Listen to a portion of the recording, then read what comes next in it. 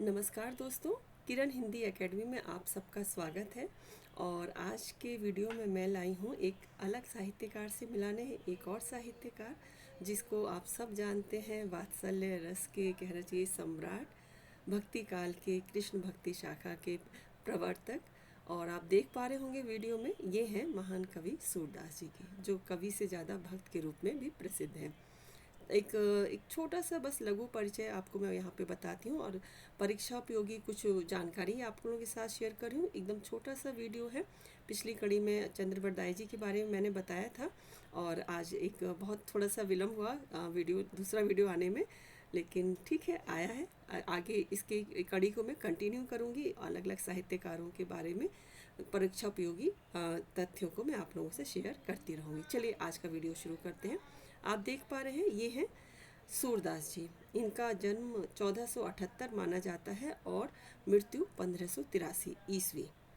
इनका जन्म रुनकता में हुआ था और मृत्यु हुई थी पारसौली ग्राम में।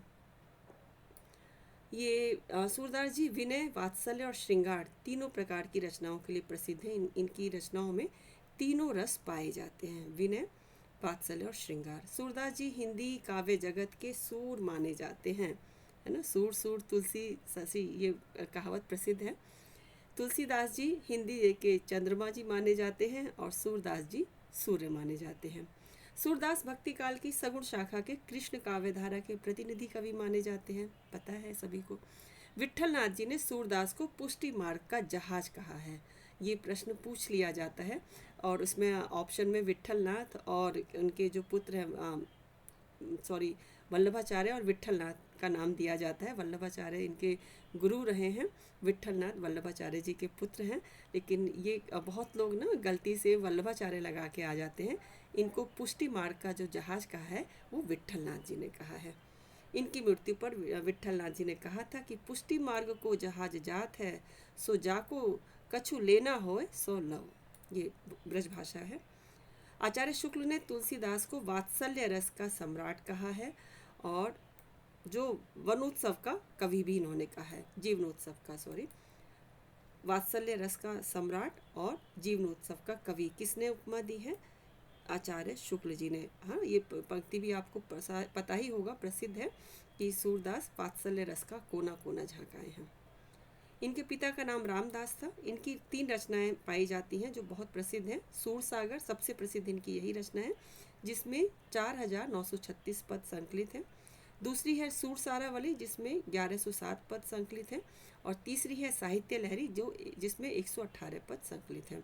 इसके अलावा कुछ अन्य रचनाओं का जिक्र मिलता है, लेकिन ये 3 ज़्यादा प्रसिद्ध हैं। जैसे अन्य में है नल दमयंती, नागनीला और ब्यालू। डॉक्टर नगेंद्र ने सूरसागर रचना को उपालंब काव्य कहकर पुकारा है, जबकि शुक्ल जी ने इसे ध्वनि काव्य कहा। ये सब प्रश्न बनते हैं, किसने उपालंब काव्य कहा है, किसने ध्वनि काव्य कहा है सूरसागर के बारे में। तो याद रहेगा, उपालंब काव्य कहने वाले हैं डॉक्टर नगेंद्र और ध्वनि काव्य कहने वाले हैं रामचंद्र शुक्ल। सूरसारावली इनकी अप्रमाणिक एवं कहना चाहिए विवादित रचना मानी जाती है। रुनकता के गेव घाट पर सूरदास की वल्लभाचार्य से भेंट हुई। आपको एक और इसके अलावा मैं एक पॉइंट बताती हूँ बच्चों, एक जानकारी, कि इससे पहले जो इनके अपने गुरु से मिलने से पहले रुनकता घाट पर जो सूरदास जी कहना चाहिए दास रूप में जो पद गाया करते थे, ईश्वर की भक्ति करते थे लेकिन दास के रूप में। जब इनकी वल्लभाचार्य जी से भेंट, वहाँ पे वो अपने शिष्यों के साथ आए हुए थे वल्लभाचार्य जी, और जब उन्होंने इनको गाते हुए देखा तो प्रभावित तो हुए और उन्होंने ही इनको ज्ञान दिया कि अगर तुम्हें गाना ही है तो कृष्ण भक्ति के गीत गाओ, है ना। और ब्रज भाई कहा था, मैं आपको हिंदी में समझा रही हूँ। तो उन्होंने क्या कहा, देखिए ब्रज भाषा में दिया भी है। वल्लभाचार्य जी ने इनसे कहा कि सूर है कि काहे को रियात है, घिघियात है, कछु भगवत लीला वर्णन करो। कि मतलब घिघिया के आ रहे हो, जब तुम सूर हो तो भगवत लीला का वर्णन करो। वल्लभाचार्य ने उन्हें पुष्टि मार्ग में दीक्षित किया और इसके बाद सूरदास सख्य भाव की रचना करने लगे। इससे पहले ये दास्य भाव की रचना करते थे। सूरसागर सूरदास जी का अक्षय कीर्ति का आधार है। सूरसागर को राग सागर भी कहा जाता है। सूरदास ने कृष्ण के लोक रंजक रूप को काव्य का आधार बनाकर जयदेव व विद्यापति की ज्ञान परंपरा को ही आगे बढ़ाया है।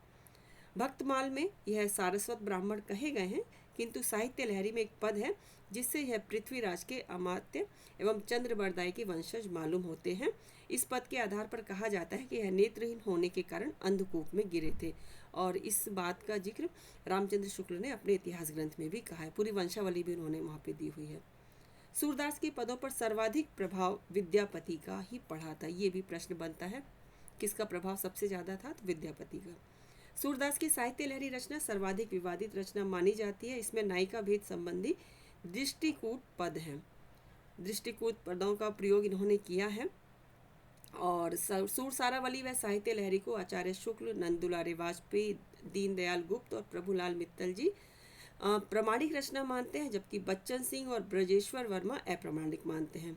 डॉक्टर बच्चन सिंह के अनुसार साहित्य लहरी में पेशवाओं के संकेत उसे इतिहास विरुद्ध और अप्रामाणिक सिद्ध कर देते हैं। कुछ विद्वानों के अनुसार सूर सारावली रचना सूरदास नामक कवि द्वारा मानते हैं, जो कोई अन्य कवि मानते हैं सूरदास। इसी सूरजदास के कुछ पद सूरसागर में भी हैं।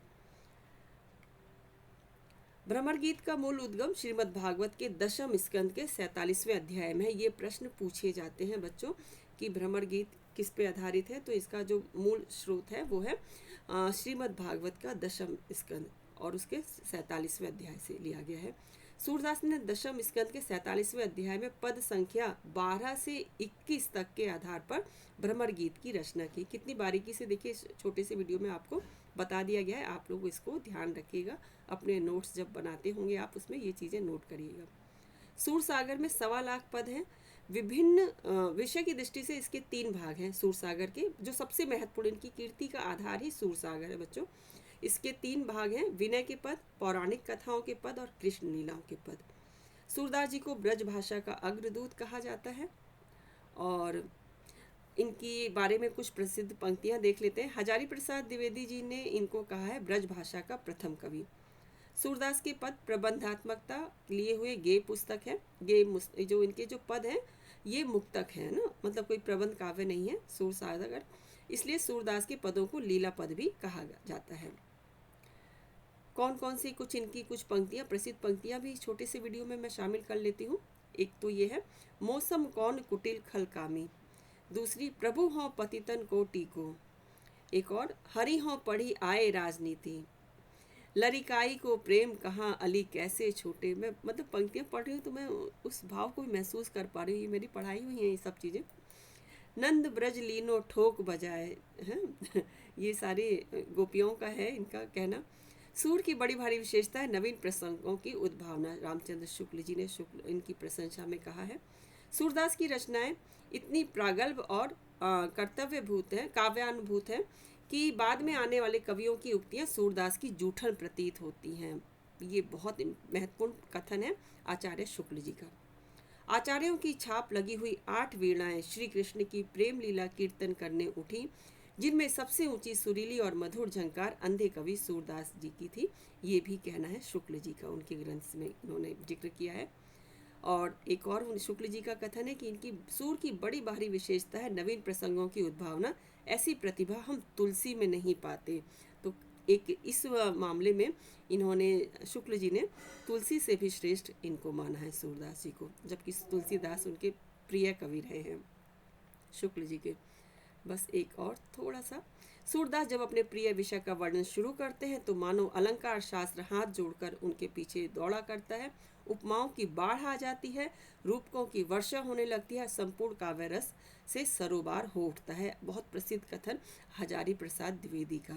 तो ये कथन जब आता है ना, हम लोग बहुत लोग गलती से शुक्ल लगा के आ जाते हैं, लेकिन ये द्विवेदी जी का कथन है ना। उपमाओं की बाढ़ आ जाती है और सूर की राधा का प्रेम उन्हें पूर्णता तक पहुंचाने के लिए है, बोझ होने के नहीं। ये भी कहना है हजारी प्रसाद द्विवेदी जी का। तो चलिए, ये जानकारी आप तक मतलब मेरे द्वारा पहुंची, लेकिन ये जो PDF है बच्चों, ये कोई कैलाश भंडारा जी की पुस्तक से मैंने लिया है और उनको मैं धन्यवाद यहाँ से प्रेषित करती हूँ। इतनी कम उसमें इन्होंने इतनी सारी जानकारी जुटा के रख ली कि बच्चों के लिए बहुत काम आएगी, परीक्षा के लिए बहुत बहुत उपयोगी है। तो चलिए, इसी के साथ आज का ये वीडियो यहीं समाप्त करती हूँ। अगले वीडियो में एक अगले साहित्यकार को लेकर मैं फिर से उपस्थित होंगी। तब तक के लिए बाय बाय।